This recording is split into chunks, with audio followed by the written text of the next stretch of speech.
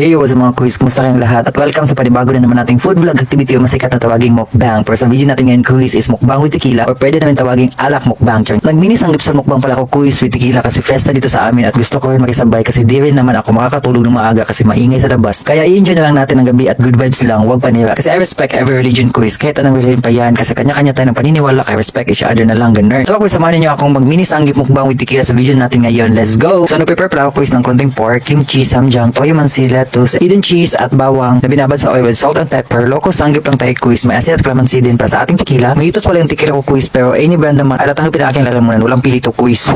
I wonder how, I wonder why. Yesterday you told me about the blue sky and all that I can see is just a lemon to charin.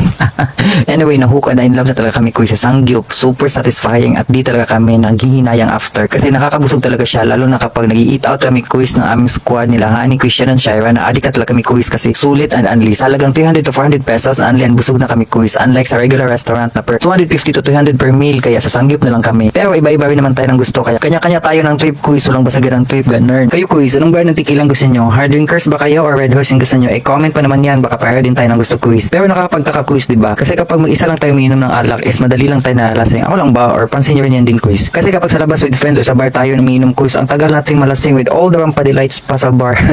Pero kapag sa bahay kahit isang bote lang quiz ng red horse nakakalasing na agad. Bakit kaya ganun? Hihing kilakta sa animas. Ang sauce nagkasami-samiin na. Pero kidding aside, napaka-perfect talaga ng sanggip sa tequila mga quiz. Perfect blend. Kapila.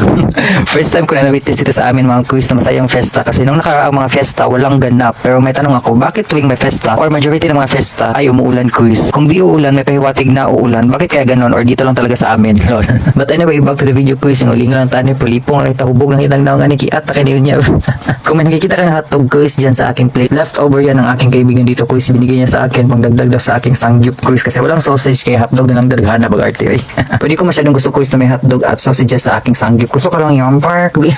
Gusto ko lang yung pork at beef quiz tapos may cheese. Yan lang talaga ang gusto namin. Tapos may kimchi, samjang. Yan lang quiz pa yung sa mga video namin iba ng mga ibang side dishes ay hindi namin talaga yan gusto lalo na pag pinatamis na banana, yung mga ganun quiz, yung mga pancake, yung mga egg roll. Hindi namin siya masyadong pinapansin quiz. Ang focus talaga namin ay yung pork, beef at saka yung cheese tapos yung lettuce quiz kasi doon super satisfied kami. Lalo na sa Honey quiz pag nandyan sa video namin ay siya talaga ang umuubos quiz ng aming mga leftover, mga hindi na namin maubos na pagkain. Kaya gusto namin siyang kasama quiz kasi napaka-flexible niyang kasama. Yes lang talaga siya quiz pero pag ma-over na mabay po ang tanan. Quiz! Quiz, nakaabot ka naman dito sa video na to quiz at thank you for watching. See you sa aking next food vlog activity. Huwag makalimutan i-share tong video na to, mag-like ka sa video na to quiz at mag-follow ka sa aking Facebook page, YouTube channel, TikTok at sa iba ko pang mga sockmed quiz. See you sa aking next food vlog activity. Buyers!